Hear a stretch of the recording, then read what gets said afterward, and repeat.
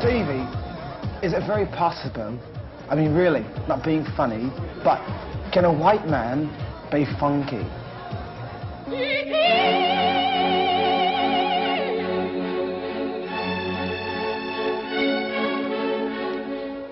I can see it again, I'm white, but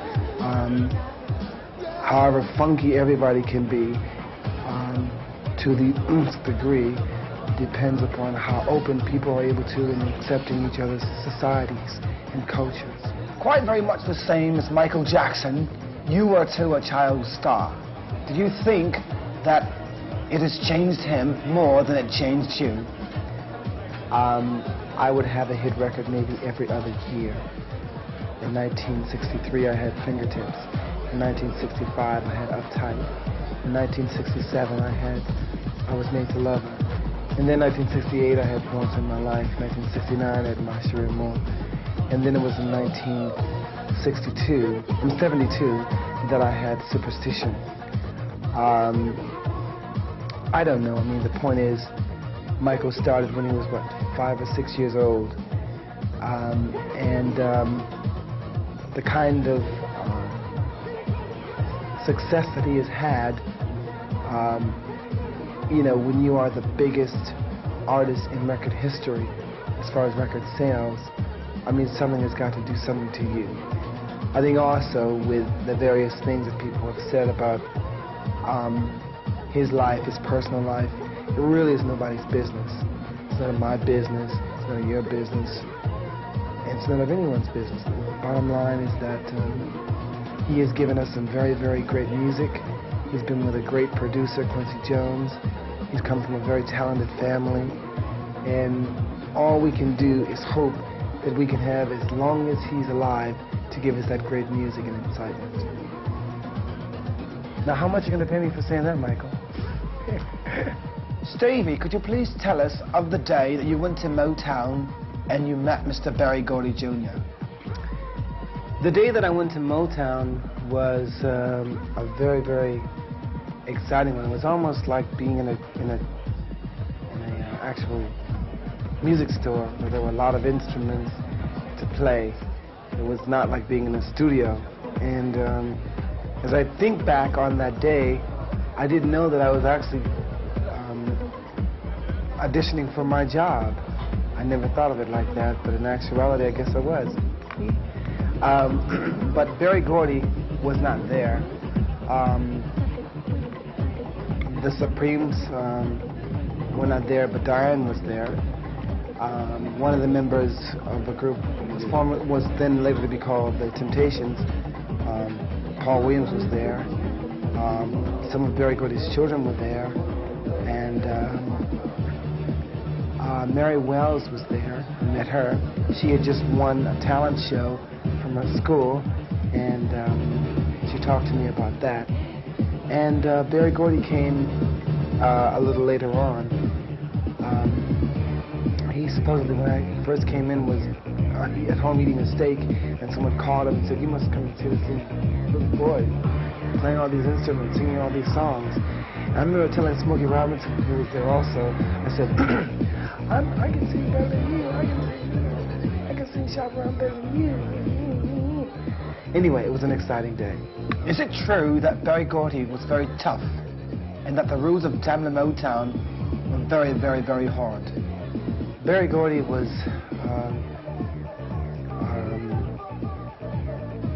while president of Motown and owner of Motown, very, very definite about what he wanted, very, very sure, and he believed very strongly in the Motown sound, the musicians, the various artists, the songwriters, and it wasn't so much that the Motown laws were tough or hard. I mean, basically, what happens now with record companies that have expectations of certain records that they put out by certain artists, they just won't accept the record unless it's like that. Back then, a lot of songs were cut, a lot of songs were rejected, as well as those that were accepted. And the other thing is that a lot of the artists were underage. They were not 21, or they were just approaching 21, or just turning 21. So there were certain rules and regulations. Like, for instance, there was not allowed any drinking on the buses. Obviously, no smoking of pot on the buses. The artists that were young were told they had to go to bed at a certain time. And everyone who was over 13 was my parent. So it meant that the Marvelettes, who were like 14, 15, 16, and 17, all thought they were my parents, or my big sisters, or whatever. Martha Reeves, all of them. And it was okay, though, because, as you do know, it brought out some very talented artists. Stevie, how did you manage to record in LA while another group of musicians and singers performed in New York City at the same time? There was an experiment done with the Bell Labs, a studio in New York, my studio, Wonderland, in Los Angeles, and Sprint, where they used fiber optics, and they used a satellite hookup, and they used a particular song that I had written. It was myself, Nile Rodgers, and Quincy Jones. A few students from high school